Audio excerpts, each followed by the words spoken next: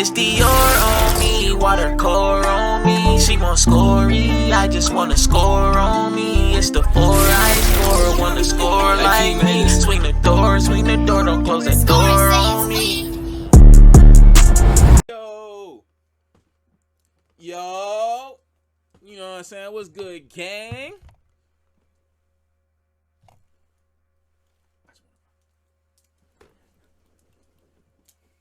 I just want to bro. All right, so you know what I'm saying? We got P Diddy right here.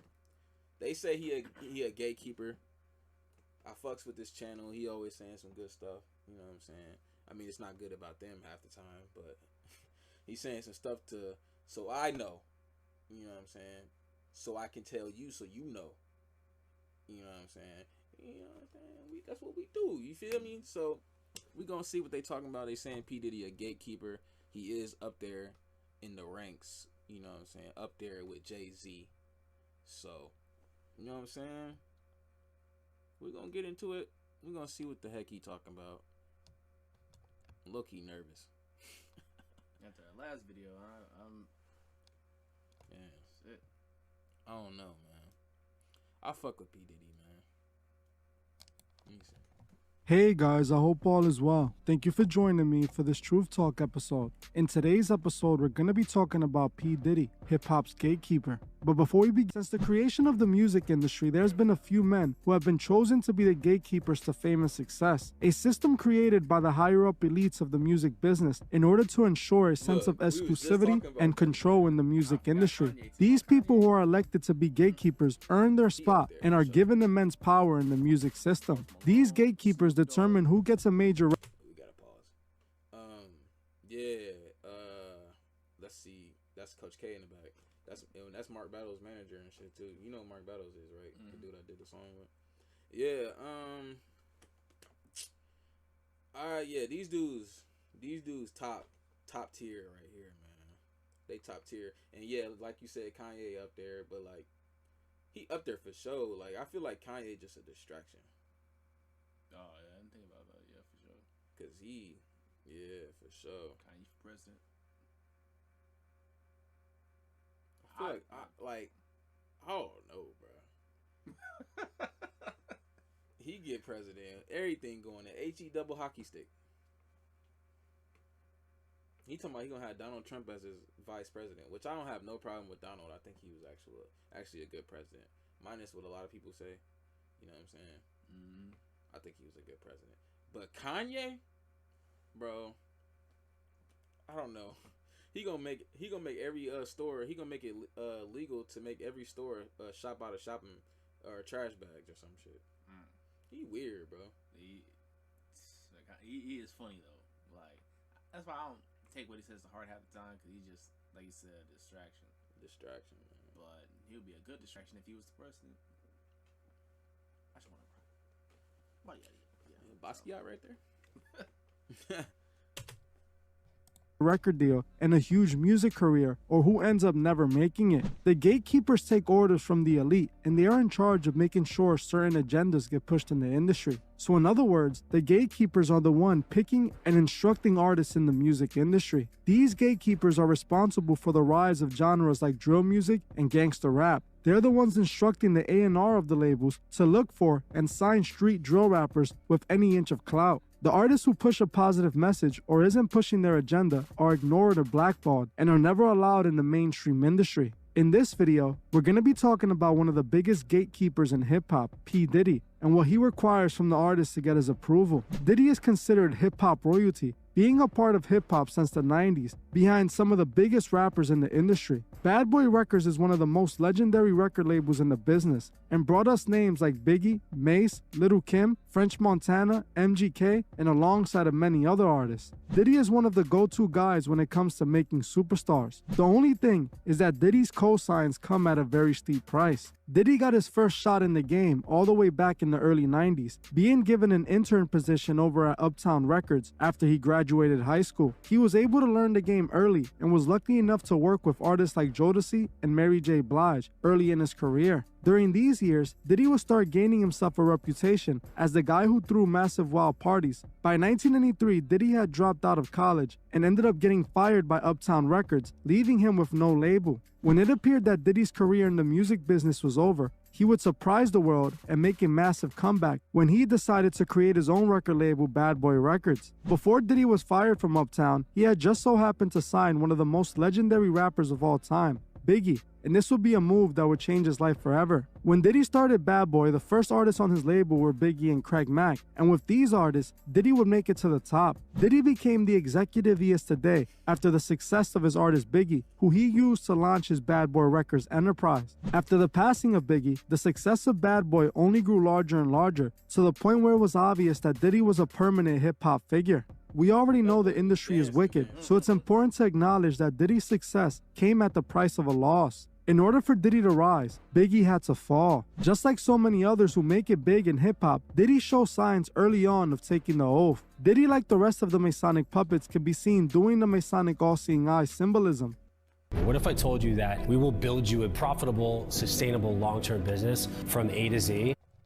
Kanye West also recently blasted Diddy, calling him an industry handler. Kanye openly said Diddy was working for the elite who run the industry and was trying to convince him to stop speaking out about the industry practices. Kanye accused Diddy of being a mouthpiece for the elite, and he said that they were trying to use Diddy to silence him. What's interesting is that Diddy only became the executive he is today after Biggie passed, something that I find suspicious. Many people believe that Biggie might have actually been set up by Diddy himself. See, Diddy's former bodyguard, Gene Deal, revealed some very interesting information when it comes to Biggie. Gene said on Vlad TV and on other platforms that Diddy didn't care if something happened to Biggie because Diddy knew Biggie wasn't going to re-sign to Bad Boy. Now, first and foremost, was it true that Biggie told you he was leaving Bad Boy Records?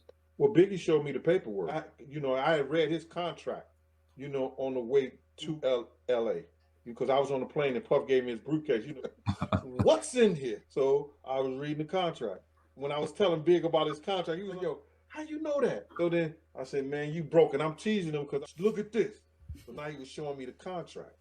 And I think it was for 6.2 million, or either 62 million. Right before Biggie passed, it was rumored that Biggie was offered millions of dollars by a different record label, and he was going to leave Bad Boy to sign that deal. Biggie was going to give Diddy one album and was going to leave Diddy behind, and I believe Diddy wasn't too happy about that. It's also important to note that Diddy has come out and said before that he feels guilty for what happened to Biggie. Diddy was the one who instructed Biggie to go to LA in the first place. Strangely, Biggie's last project was called Ready to Die, as if he knew it was going to happen. In my opinion, what I honestly think happened after looking into it is that Diddy set up Biggie to go to LA in order to get rid of him. Diddy saw an opportunity to make Biggie's last project huge, and he took it. He owned all of Biggie's catalog, and once he passed, he was able to capitalize off of it, a technique that is still being used to this very day. It wasn't long after Diddy started getting massive power in the industry that rumors started to circulate about his behavior. Many different stories have been spreading around about Diddy that all point to the same alleged behavior and explains what he is charging as admission into the industry. We have spoken about Diddy's behavior in the past, but more and more information just keeps on coming out, proving the rumors must be true. According to many artists and people who are in the industry, allegedly, Diddy requires something way more than just talent and the look to receive his cosign. Diddy wants artists to give it up to him for his cosign. Allegedly, he requires male artists to give themselves to him in order to sign them or give them an opportunity. Like we spoke about before, these allegations started to really spread about Diddy after a former industry artist named Jaguar Wright exposed him for requiring a male artist by the name of Christopher Williams to give him a little extra for a record contract. Jaguar Wright claimed that one of Diddy's former entertainment lawyers told her she had walked in on Diddy while Christopher Williams was servicing Diddy. Jaguar also claims that the lawyer told her that Diddy approached her about what she saw and told her that he does what he wants and fired her. Diddy has never publicly responded to these allegations, and I'm pretty sure I know why. Jaguar also claims that Diddy had something to do with the passing of his former partners, a part of Uptown Records. She recently did an interview where she brought up an interesting point when she said all the founders of Uptown Records mysteriously passed except for Diddy and I'll Be Sure. And strangely, I'll Be Sure was in a hospital in a coma for months. I'm sorry, I'm a little upset about it because I'll Be Sure just came out of his coma. I've been talking to Al. We've been texting back and forth, and I'm just... glad that he's alive to text. But when you think about Kim, I was thinking to myself the other day, Uptown Records started with 5 people. Andre Harrell, I'll Be Sure, Heavy D, and Puffy. And Kim was the longest working employee. He was there from the very beginning. She's Andre's personal assistant. Kim is dead. Heavy D is dead. Andre Harrell is dead. The only 2 left are Puffy and Al, and Al almost died. Isn't that interesting? Heavy D was fed face down in the heart attack. Andre Harrell, heart attack. Kim died from pneumonia. Another person who came out and exposed Diddy was one of his former bodyguards who told a strange story about Diddy and Ja Rule. Diddy's bodyguard told the story of how he recalls a time he was out shopping with Diddy and Diddy decided to go to an adult toy store. His bodyguard then claims he witnessed Diddy purchase adult toys that are specifically designed for women. The bodyguard claims that he asked Diddy what was those toys for, with Diddy responding to him, let him do his shopping by himself. His bodyguard explains that Diddy would just prepay for what he wanted by giving the store a brown bag full of money. The employees would discreetly bag the items Diddy chose so no one would know what he was buying. Diddy's bodyguard then claims that Diddy would later meet with Ja Rule and take those toys with them into a room alone where they would stay there for hours. Another person to expose Diddy regarding this type of behavior was Exhibit, who claims Diddy took him to a party where all he saw was a bunch of guy-on-guy activities. We get to this club, and we walk in the back ways of VIP lounge. Ain't nobody in there. Mr. Pimp My Ride. It's all jumping, and then I'm sitting there with old girl. So then, he's doing his business. We go down and get a drink. We sitting there bobbing to the music, and then she point over the corner. It's 2 dudes kissing. You know what I'm saying? What the fuck is this? You know what I'm saying? So I'm like, okay, then it's girls in the club too. And then she pointed another direction. It's another dude over there like...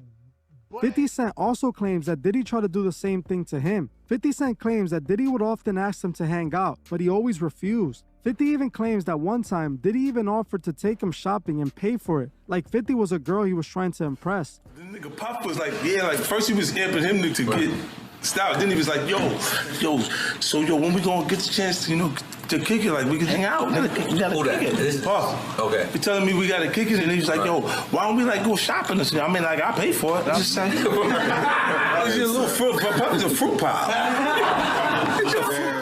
Another person who told an interesting story about their time with Diddy was no other than megastar Usher, who was only 13 when he was sent to live with Diddy to learn the industry. He said out of his own mouth he saw things that he didn't understand at such a young age at Diddy's parties. All this behavior points to a clear picture of what Diddy is into. We know those in the industry have their eyes wide shut themed parties where everything goes, and now we know who's the person hosting these parties. In my opinion, the rumors seem to be true. Diddy requires artists to give themselves to him in order to give the artist a cosign. I don't think so many different people will accuse Diddy of doing the same thing if he wasn't truly doing it. Something I also found interesting was the fact that Nori decided to sign over with Diddy's Revolt TV for his Drink Champs podcast. The reason I feel this is interesting is because of the fact that Nori had an interview with Vlad a while back where he spoke about the 3 doors in hip-hop. He said, in the music industry, there's 3 doors. 2 of them lead to success and 1 of them leads to failure. He explained that one of the doors was the independent route, where the artist will most likely never make it mainstream.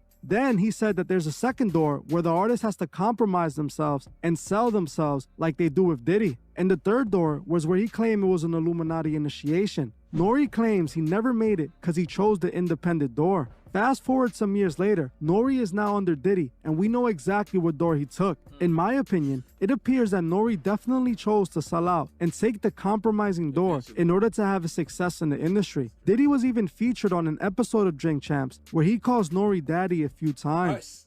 Bro, I seen that. I love this Drink Champs with you. I like when you like this, daddy. Daddy, I like when you scrambling and scraping.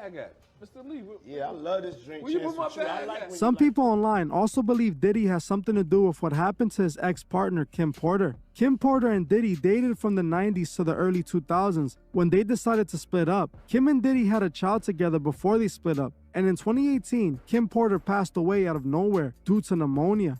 Back in 2020, I'll Be Sure, a former boyfriend to Kim Porter, came out and revealed some very interesting information about Kim Porter's passing. Just wanted to start a business when something surprising happens. Today, I'm going to teach you how. According to Albie, Kim Porter didn't pass because of pneumonia, but instead she was taken out by Diddy. Albie Shore claims Kim was going to expose Diddy for what he was known to do to artists in the industry, even threatening to reveal footage of Diddy in the act. Albie claims that Kim was on the run from Diddy as she was trying to escape his rap, but sadly couldn't. Apparently, Kim has tons of dirt on Diddy and was using it to save herself until that didn't work anymore. Who knows what Kim must have seen while being with Diddy? In my opinion, Diddy wasn't going to allow her to confirm the rumors that everybody already believe about him. We must understand why Diddy requires this for his cosign, as those who are above Diddy require this from Diddy himself. Those who run the industry are occultists who see themselves as gods. This is Diddy's way of flexing his power and showing that he is a god and that he can have whatever he wants. This is the price of admission for the industry. This is what you gotta give Diddy if you want to be a star. So many people have exposed Diddy, and Diddy never seems to respond to any of it. No one does anything because Diddy is a gatekeeper and he is protected by the elite who are above him. Diddy isn't the only one who operates this way. He is just the one who's being exposed. All the gatekeepers partake in the same behavior. So many of the biggest stars in the industry have been to Diddy's parties and have paid the toll to have Diddy's cosign. This is what the music industry is about. This is the wickedness that runs it. Well, like I always say, we must remember that every day we wake up, our souls are at stake. And we also must remember to help those who can't see the truth find the truth. Well, that's it for this video. But before you go, I just wanted to remind you guys that if you would like to try... Sucker did it. Man.